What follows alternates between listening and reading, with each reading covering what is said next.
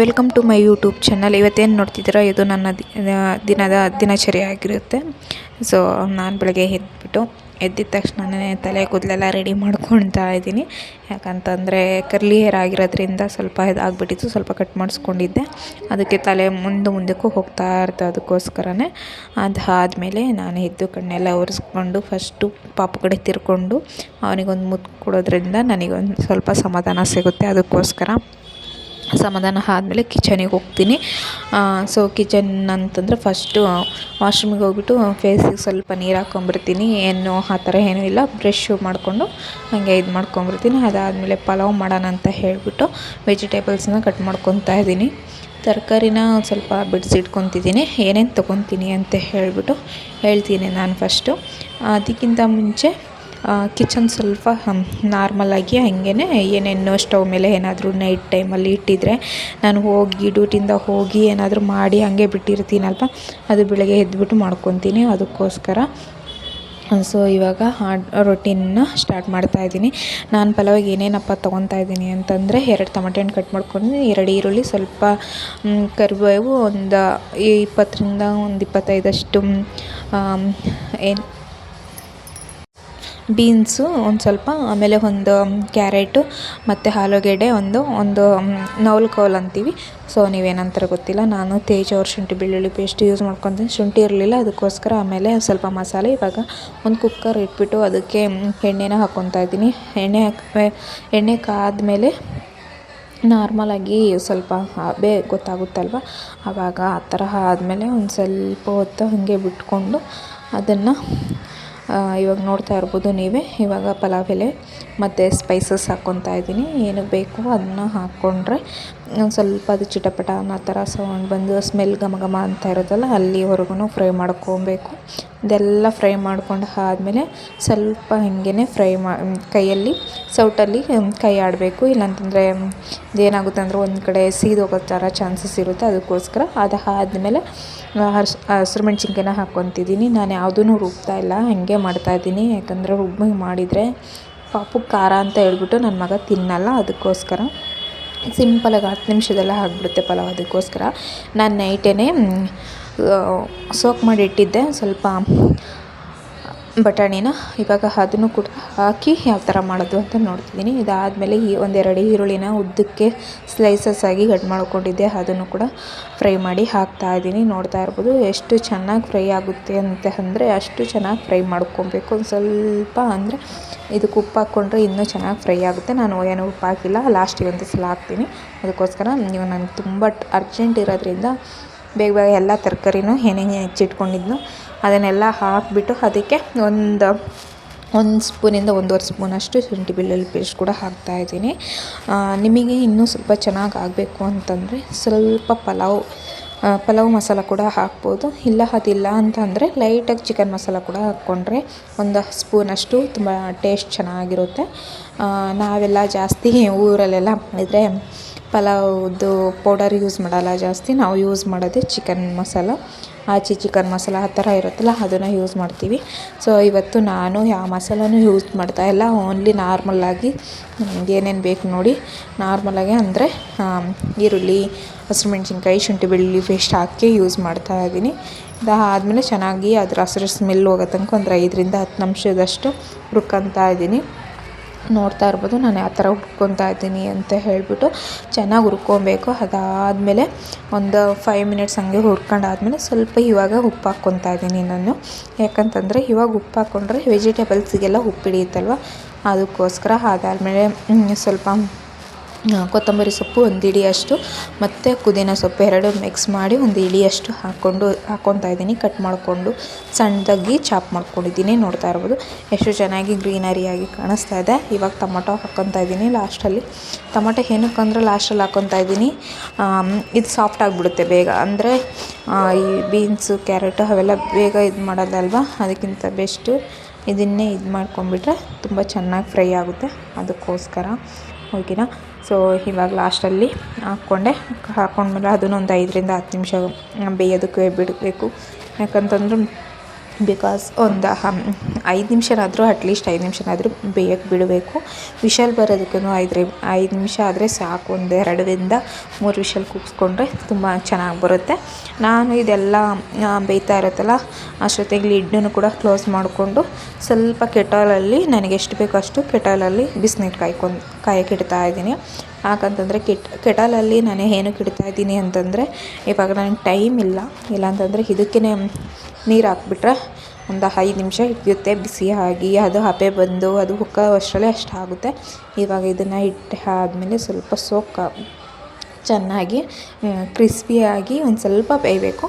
ಸ್ವಲ್ಪ ಬೇಯ್ದ್ರೂ ಒಂದು 5 ನಿಮಿಷ ಬೇಯ್ದ್ರೂ ಸಾಕು, ಅಷ್ಟು ಚೆನ್ನಾಗಿ ಇದಾಗಿರುತ್ತೆ. ಅದು ಆದಮೇಲೆ ನಾನು ಬಿಸಿನೀರು ಕೂಡ ರೆಡಿ ಮಾಡಿಕೊಂಡೆ.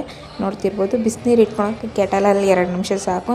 ಅಕ್ಕಿನೂ ಸ್ವಲ್ಪ ಒಂದು 5 ನಿಮಿಷ ನೆನೆಸಿಟ್ಕೊಂಡಿದ್ದೆ, ಅದನ್ನು ಕೂಡ ಇದಕ್ಕೆ ಮಿಕ್ಸ್ ಮಾಡಿ ಹಾಕಿ ಚೆನ್ನಾಗಿ ಕಲಿಸ್ತಾ ಇದ್ದೀನಿ. ಚೆನ್ನಾಗಿ ಕಲಿಸಿದ್ದ ಆದಮೇಲೆ ಸ್ವಲ್ಪ ತುಪ್ಪ ಖಾಲಿ ಆಗಕ್ಕೆ ಬಂದಿತ್ತು, ಲಾಸ್ಟಲ್ಲಿತ್ತು. ಅದಕ್ಕೆ ಅಲ್ಲಿ ಬಿಸಿ ಆಗಲಿ ಅಂತ ಅದ್ರ ಪಕ್ಕದಲ್ಲಿ ಇಟ್ಟಿದ್ದೆ. ಅದನ್ನು ಕೂಡ ಲಾಸ್ಟಲ್ಲಿ ಹಾಕೋಣ ಅಂತ ಹೇಳಿಬಿಟ್ಟು. ನನ್ನ ಮಗನಿಗೆ ತುಪ್ಪ ಅಂದರೆ ತುಂಬ ಇಷ್ಟ, ಬಟ್ ತುಪ್ಪ ಖಾಲಿ ಆಗಿಬಿಟ್ಟಿತ್ತು. ಬೆಳಗ್ಗೆ ಹೋಗಿ ತಗೊಂಡು ಬರೋ ಅಷ್ಟರಲ್ಲಿ ನನಗೆ ಟೈಮ್ ಇರಲಿಲ್ಲ. ನಾನು 7 o'clock ಎದ್ರೂ ನನಗೆ 8:25 ಅಷ್ಟರಲ್ಲಿ ನಾನು ಎಲ್ಲ ಕೆಲಸನೂ ಮುಗ್ದು ಹೋಗಿರಬೇಕು. ಇಲ್ಲಾಂತಂದರೆ ಹುಡುಗನ ಸ್ಕೂಲಿಗೆ ಬಿಡೋದಕ್ಕೆ ತುಂಬ ಕಷ್ಟ ಆಗುತ್ತೆ. ಅದಕ್ಕೋಸ್ಕರನೇ ಸೊ ಇದನ್ನು ಹಾಕಿದೆ. ಅದು ಆದಮೇಲೆ ಉಪ್ಪು ಎಲ್ಲ ಹಾಕಿ ಅಕ್ಕಿ ಎಲ್ಲ ಹಾಕಿ, ನನಗೆ ಲೋಟದಲ್ಲೆಲ್ಲ ನಾನು ಅಳತೆ ಮಾಡ್ಕೊಳಲ್ಲ. ನಿಮಗೆ ಪಲಾವ್ ಮಾಡಬೇಕು ಅಂತಂದರೆ 2 ಲೋಟ ಅಕ್ಕಿ ತೊಗೊಂಡಿದ್ದೀರಾ, ಒಂದು ಅರ್ಧ kg ಅಷ್ಟು ವೆಜಿಟೇಬಲ್ಸ್ ತೊಗೊಂಡಿದ್ದೀರ, ಇಲ್ಲ 1/4 kg ಅಷ್ಟು ವೆಜಿಟೇಬಲ್ ತೊಗೊಂಡಿದ್ದೀರ ಅಂದರೆ 3ರಿಂದ 4 ಗ್ಲಾಸ್ ನೀರು ಹಾಕಬೇಕಾಗುತ್ತೆ. ಬಟ್ ಒಂದೊಂದು ಅಕ್ಕಿ ಜಾಸ್ತಿ ನೀರು ತೊಗೊಳುತ್ತೆ, ಒಂದೊಂದು ಅಕ್ಕಿ ಜಾಸ್ತಿ ನೀರು ತೊಗೊಳಲ್ಲ. ನೋಡಿಬಿಟ್ಟು ಕ್ವಾಂಟಿಟಿ ಎಷ್ಟು ಬೇಕು ಅಂತ ತೊಗೊಳ್ಳಿ. ನಾನು ಮೆಜರ್ಮೆಂಟಲ್ಲಿ 2 ಗ್ಲಾಸ್ ಅಕ್ಕಿ ತೊಗೊಂಡಿದ್ದೆ. ಬಿಕಾಸ್ ನಾವು ಅಮ್ಮರ ಮನೆಗೂ ಸ್ವಲ್ಪ ತೊಗೊಂಡೋಗ್ತೀನಿ, ಅದಕ್ಕೋಸ್ಕರ. ಮತ್ತು ಅದಕ್ಕೆ ನಾನು 2 ಗ್ಲಾಸ್ ಅಕ್ಕಿಗೆ 4 ಗ್ಲಾಸಷ್ಟು ನೀರು ಹಾಕ್ಬಿಟ್ಟು ಬಾಯ್ಲ್ ಮಾಡಿದೆ. ಕುಕ್ ಮಾಡಿದ ತಕ್ಷಣ ತುಂಬ ಉದ್ರಾಗಿ ಬಂತು. ಬೇಕಾದರೆ ಲಾಸ್ಟಲ್ಲಿ ನಾನು ತೋರಿಸ್ತೀನಿ. ಅದನ್ನು ಕುಕ್ಕರಲ್ಲಿ ಅದು ಬೇಯೋ ಅಷ್ಟರಲ್ಲಿ ನಾನು ಇವಾಗ ನೋಡ್ತಾ ಇರ್ಬೋದು ನಾನು ಏನು ಮಾಡ್ತಾಯಿದ್ದೀನಿ ಅಂತ. ಬಾಳೆಹಣ್ಣು ಮತ್ತು ಆಪಲ್ನೆಲ್ಲ ಕಟ್ ಮಾಡಿಬಿಟ್ಟು ಬಾಕ್ಸಿಗೆ ಇಡ್ತಾ ಇದ್ದೀನಿ. ಯಾಕಂತಂದರೆ ಸ್ಕೂಲಲ್ಲಿ ಚಿಪ್ಪೆ ಎಲ್ಲ ತಗೊಂಡು ಅವ್ನ ಬಟ್ಟೆ ಎಲ್ಲ ಗಲೀಜು ಮಾಡ್ಕೊಂಡು ಕೂತ್ಕೊತಾನಲ್ವ, ಅದಕ್ಕೆ ಒಂದೊಂದು ದಿನ ಹಂಗೆ ಕೊಟ್ಟು ಕಳಿಸಿರ್ತೀನಲ್ಲ, ಸಿಪ್ಪೆ ಎಲ್ಲ ತೊಗೊಂಬರ್ಬೇಡ್ರಿ, ಕಳಿಸ್ಬೇಡಿ ಅಂತ ಹೇಳ್ಬಿಟ್ಟು ಕಳಿಸಿರ್ತಾರೆ. ಅದಕ್ಕೋಸ್ಕರ ಯಾಕಂತಂದರೆ ಬಾಳೆಹಣ್ಣು ಹಿಂಗೆ ತೆಗ್ದಿಕ್ಬಿಟ್ರೆ ಸ್ನ್ಯಾಕ್ಸ್ಗೆ ಅವ್ರು 3 ಗಂಟೆಗೆ ಬರೋದ್ರಿಂದ ಸ್ನ್ಯಾಕ್ಸಿಗೆ ಸರಿ ಹೋಗಲ್ಲ. ಬೆಳಗ್ಗೆನೇ ತಿನ್ಕೊಂಡ್ಬಿಟ್ರೆ ಚೆನ್ನಾಗಿರುತ್ತೆ, ಬಟ್ ಬೆಳಗ್ಗೆನೇ ತಿನ್ಕೊಳಕ್ಕೆ ಆಗೋದಿಲ್ಲ ಅವನಿಗೆ. ಯಾಕಂದರೆ ಇಲ್ಲಿಂದನೇ ಹೋಗಿ ಪ್ರೇಯರೆಲ್ಲ ಮುಗಿಸ್ಕೊಂಡು ಅದರಿಂದ ಕ್ಲಾಸಸ್ಸಿಗೆ ಹೋಗಿ ಕೂತ್ಕೊಂಡು ಬ್ಯಾಗ್ ತೊಗೊಂಡು ಅವನು ಹೋಗ್ತಿರೋದೇ ಯು ಕೆ ಜಿಗೆ ಹೋದ್ರೂ ಒಂದು 4ರಿಂದ 5 ಬುಕ್ಸ್ ಕೊಟ್ಟಿರ್ತಾರೆ. ಪಾಪ ಅವ್ರನ್ನೂ ಓದಬೇಕಲ್ಲ ಅಷ್ಟೂ. ಅದಕ್ಕೆ ಆಮೇಲೆ ಬೆಳಗ್ಗೆ ಅವ್ನು ಮಲ್ಕೊಂಡಿದ್ರೆ ಡಿಸ್ಟರ್ಬ್ ಮಾಡಬಾರ್ದು. ಸೊ ನಾನೇ 8 o'clock ಎಬ್ಬಿಸ್ತೀನಿ, 20 minutesಲ್ಲಿ ರೆಡಿ ಮಾಡಿಸ್ಬೋದು ಅಂತ ಹೇಳ್ಬಿಟ್ಟು ನಾನು ಕೂತ್ಕೊತೀನಿ. ಬಟ್ ಒಂದು 1/2 an hour ಮುಂಚೆಯಿಂದನೇ ಎಬ್ಬಿಸ್ತಾ ಇರಬೇಕು. ಆವಾಗ ಹೋಗಿ ಡಿಸ್ಟರ್ಬ್ ಮಾಡ್ತಾ ಇರಬೇಕು, ಇಲ್ಲಾಂದರೆ ಎದ್ದಾಳಲ್ಲ ಅವನು. ಆದ್ರೂ ಫೋರ್ಸ್ಫುಲ್ಲಿಯಾಗಿ ಎಬ್ಬಿಸ್ಬೇಕು. ಎಷ್ಟೋ ಜನ ಮಕ್ಕಳು ಹಾಗೆ ಅಲ್ವಾ, ಸ್ಕೂಲಿಗೆ ಹೋಗಬೇಕು ಈ ಏಜಲ್ಲಿ ಅಂದಾಗ ಆ ಥರ ಎಲ್ಲ ಇರುತ್ತೆ. ಆಮೇಲೆ ಬಿಸಿನೀರು ಇಟ್ಟಿದ್ನಲ್ಲ ಅದನ್ನೇ ಹಾರಿದ್ದು ಅಂತ ಹೇಳಿಬಿಟ್ಟು ಅದೇ ಪಾತ್ರೆಯಲ್ಲಿ ಸ್ವಲ್ಪ ಬಿಸಿನೀರನ್ನು ಕುಡ್ಕೊಂಡೆ. ಯಾಕಂತಂದರೆ ನನಗಿವಾಗ ಟೈಮ್ ಇಲ್ಲ ಗ್ಲಾಸೆಲ್ಲ ತೊಗೊಂಡು ಕುಡ್ಕೊಳೋ ಅಷ್ಟು. ಆಮೇಲೆ ಅವನ್ನ ಎಬ್ಬಿಸೋಣ ಅಂತ ಹೋಗ್ತಾಯಿದ್ದೀನಿ. ಬಾಕ್ಸು ಕೂಡ ಒಂದು ಸ್ವಲ್ಪ ಪ್ಯಾಕ್ ಮಾಡಿಬಿಡೋಣ ಅಂತ ಹೇಳ್ಬಿಟ್ಟು ನೋಡಿದೆ. ನೆನ್ನೆ ಬಾಕ್ಸ್ ತೆಗ್ತಾ ಇರಲಿಲ್ಲ, ಮರ್ತೋಗ್ಬಿಟ್ಟಿದ್ದೆ.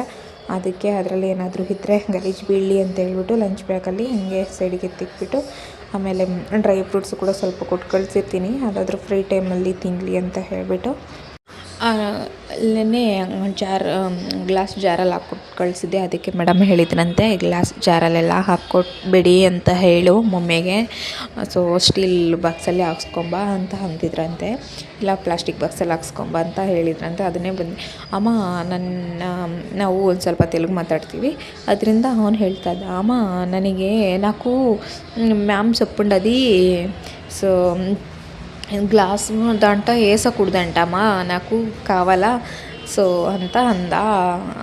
ಯಾಕೆ ಅಂತ ನಾನು ಕೇಳಿದೆ. ನಾನು ಕನ್ನಡದಲ್ಲಿ ಮಾತಾಡಿಸ್ತೀನಿ, ಅವ್ನು ನನ್ನ ತೆಲುಗಲ್ಲಿ ಮಾತಾಡಿಸ್ತಾನೆ, ಯಾಕಂದರೆ ಅವ್ನು ಕನ್ನಡ ಬರಬೇಕಲ್ವ, ಅದಕ್ಕೆ ಸೊ ನಾನು ಅದಕ್ಕೆ ಅಂದೆ ಇಲ್ಲ ಮಗನೇ ಎಲ್ಲ ಹಾಕ್ಕೊಡ್ತೀನಿ ಅಂತ. ಆಮೇಲೆ ತಲೆನೋವಿತ್ತು, ಸ್ವಲ್ಪ ಟೀ ಮಾಡ್ಕೊಡು ಅಂತ ಹೇಳಿಬಿಟ್ಟು ಟೀ ಕೂಡ ಮಾಡ್ತಾಯಿದ್ದೀನಿ. ನಮ್ಮ ಮನೆಯವರು ಇವತ್ತು ಟೀ ಬೇಡ ಅಂತಂದರು, ಅದಕ್ಕೋಸ್ಕರ ನನಗೆ ಮಾತ್ರನೇ ಮಾಡ್ಕೊತಾ ಇದ್ದೀನಿ.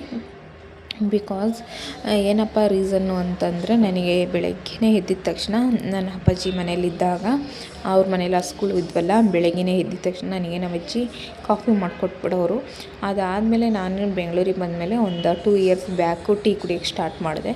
ಟೀ ಕುಡಿಯೋಕ್ಕೆ ಸ್ಟಾರ್ಟ್ ಮಾಡಿದ್ದಾದಮೇಲೆ ಅದನ್ನು ಬಿಡೋಕ್ಕೆ ಹ್ಯಾಬಿಟ್ ಆಗ್ತಾನೇ ಇಲ್ಲ. ನೀನು ಎಷ್ಟೇ ಎಲ್ಲೇ ಹೋದ್ರೂ ಜರ್ನಿ ಮಾಡಿದ್ರೂ ನನಗೆ ಆಲ್ಮೋಸ್ಟ್ ಟ್ರೈನಲ್ಲಿ ಹೋದ್ರು, ಬಸ್ಸಲ್ಲಿ ಹೋದ್ರೂ, ಯಾವುದೇ ಹೋಟೆಲ್ ಹತ್ರ ನಿಲ್ಲಿಸಿದ್ರೂ, ಬೈಕಲ್ಲಿ ಹೋದ್ರೂ ನನಗೆ ಟೀ ಬೇಕು, ಇಷ್ಟೇ. ಅದು ಟೀ ಇಲ್ಲ ಅಂತಂದರೆ ನನಗಾಗಲ್ಲ. ನಾನು ಕೆಲ್ಸಕ್ಕೆ ಹೋದ್ರೂ ಅಷ್ಟೇ, ಕೆಲ್ಸದ ಹತ್ರನೂ 2-3 ಸತಿ ಇದು ಮಾಡ್ತಾಯಿರ್ತೀನಿ. ಅದಾದಮೇಲೆ ಬೆಳಗ್ಗೆ ನಾನು ಎಂಥ ಕೆಲಸ ಮಾಡಿದೆ ಅಂತಂದರೆ, ಎಡ್ಬಟ್ಟು ಕೆಲಸ ಮಾಡ್ಕೊಂಡು ಕೂತ್ಕೊಂಡೆ. ಲಂಚ್ ಪ್ಯಾಕ್ ಮಾಡ್ತಾ ನೀರು ಹಿಡಿಯೋಣ ಅಂತ ಹೇಳ್ಬಿಟ್ಟು ನೀರು ಹಿಡಿತಾಯಿದ್ದೆ. ಆ ಟೈಮಲ್ಲಿ ನಾನು ಅದನ್ನು ಅಲ್ಲಿ ಇಟ್ಬಿಟ್ಟಿದ್ದೀನಿ, ಟೀ ಮಾಡೋಕ್ಕೆ ಇಟ್ಬಿಟ್ಟು. ನಾನು ಇದಕ್ಕೆ ಡ್ರೈ ಫ್ರೂಟ್ಸ್ ಹಾಕೋಣ ಅಂತ ಹೋದರೆ, ಬೇಡಮ್ಮ ನನಗೆ ಸ್ಟೀಲ್ ಬಾಕ್ಸಲ್ಲಿ ಹಾಕ್ಕೊಡು, ಮ್ಯಾಮ್ ಹೊಡಿತಾರೆ ಅಂತಂದ. ಆಮೇಲೆ ಸರಿ ಆಯಿತು ಬಿಡು ಹಾಕ್ಕೊಡ್ತೀನಿ ಅಂತ ಹೇಳ್ಬಿಟ್ಟಿದ್ದು. ಇದರಿಂದ ಅದು ಮತ್ತೆ ಅದಕ್ಕೆ ಶಿಫ್ಟ್ ಮಾಡಬೇಕಾಗಿತ್ತು. ಅಮ್ಮ ಇದ್ರಲ್ಲಿ ಹಾಕ್ಬಿಡಮ್ಮ ಅಂತ ಮತ್ತೆ ಒಂದು ಹೇಳ್ತಾ ಇದ್ದ. ಅದಕ್ಕೆ ನಾನು ಅಂತಂದೆ, ಸರಿ ಆಯಿತು, ಇದಕ್ಕೆ ಹಾಕಲ್ಲ, ಅದಕ್ಕೆ ಹಾಕ್ತೀನಿ ಅಂತ ಹೇಳ್ಬಿಟ್ಟು ಮತ್ತು ಇದನ್ನು ಕ್ಲೋಸ್ ಮಾಡಿಕ್ಕಿದ್ದೆ. ಇನ್ನು ಎಬ್ಬರಿಸಿರ್ಲಿಲ್ವಲ್ಲ ಅವನ್ನ, ಅದಕ್ಕೋಸ್ಕರ ಇವಾಗ ಬಂದು ಹೇಳ್ತಾನೇನೋ ಅಂತ ಅಂದ್ಕೊಂಡಿದ್ದೀನಿ ನಾನು. ಬಟ್ ಹೇಳ್ತಾನೆ ಅನಿಸುತ್ತೆ. ಇವಾಗ ಎಬ್ಬರಿಸ್ಕೊಂಡು ಕರ್ಕೊಂಬರ್ತೀನಿ ನೋಡಿ. ವಿಶಾಲ್ ಬರೋ ಅಷ್ಟರಲ್ಲಿ ಅವನಿಗೆ ಕೂಡ ರೆಡಿ ಮಾಡ್ತೀನಿ. ಅದನ್ನು ಸ್ವಲ್ಪ ಕುಕ್ಕರ್ ಆರಿದ ಮೇಲೆ ಅದನ್ನು ಪ್ಯಾಕ್ ಮಾಡ್ಬೋದು. ಅದಕ್ಕೋಸ್ಕರ ಎಬ್ಬರಿಸ್ತಾ ಇದ್ದೀನಿ. ಎಷ್ಟು ಎಬ್ಬರಿಸೋಕ್ಕೆ ಟ್ರೈ ಮಾಡಿದ್ರೂ ನಾನು ಕಚ್ಚೋಕ್ಕೆಲ್ಲ ಬರ್ತಾ ಇರ್ತಾನೆ. ಅಂದರೆ ಇಷ್ಟೇ, ನನ್ನ ಮುದ್ದು ಜಾಸ್ತಿ ಪ್ರೀತಿ ಆಗಿಬಿಟ್ಟಿದೆ ಅವನಿಗೆ. ಅದಕ್ಕೋಸ್ಕರ ಅದಾದಮೇಲೆ ಈ ಥರ ಎಲ್ಲ ಮಾಡಿದ್ಮೇಲೆ ಆಮೇಲೆ ಅವರೆಲ್ಲ ಹೋದ್ರು. ಮಗನೇ ವ್ಯಾನ್ ಬಂದುಬಿಡ್ತು ಅಂದರೆ, ಇವತ್ತು ವ್ಯಾನಲ್ಲಿ ಹೋಗಲ್ಲ, ನೀವೇ ನನ್ನ ಬೈಕಲ್ಲಿ ಬಿಟ್ಟು ಬನ್ನಿರಿ, ಇಲ್ಲಾಂತಂದರೆ ನಾನು ಹೋಗಲ್ಲ, ನಾನು ಅಂಗಡಿಯಲ್ಲಿ ಏನಾದರೂ ಕೊಡಿಸ್ರಿ ಅಂತಂದ. ಆಮೇಲೆ ನಾನು ಹಾಯ್ ಮಾಡು ಅಂತಂದರೆ ನೋಡ್ತಾನೇ ಇಲ್ಲ ಅವನು. ಅಂದರೆ ಏನು ಗೊತ್ತಾ, ಅವನಿಗೆ ಇವಾಗ ನಿದ್ದೆಗಣ್ಣಲ್ಲಿ ಅರ್ಥ ಬರ್ತಾ ಇದ್ದಾನೆ. ಇಲ್ಲಾಂದರೆ ಚೆನ್ನಾಗಿದ್ರೆ ಅಮ್ಮ ನಾನು ಎತ್ಕೋ, ನಾನು ಹಾಯ್ ಮಾಡ್ತೀನಿ ಅಂತ ಹೇಳ್ತಾನೆ. ಅದಾದಮೇಲೆ ವಿಶಾಲು ಕೂಡ ತೆಗೆದೆ. ಅವನು ವಾಶ್ರೂಮ್ ಕಳಿಸ್ಬಿಟ್ಟು ವಿಶಾಲ್ ತೆಗೆದೆ. ನೋಡಿದರೆ ಎಷ್ಟು ಚೆನ್ನಾಗಿ ಪಲಾವ್ ಒಂದು ಇದಾಗಿದೆ ಅಂತ ಅಂದರೆ, ಬಿಡಿ ಬಿಡಿಯಾಗಿ ಸೇಮ್ ಹೋಟೆಲಲ್ಲಿ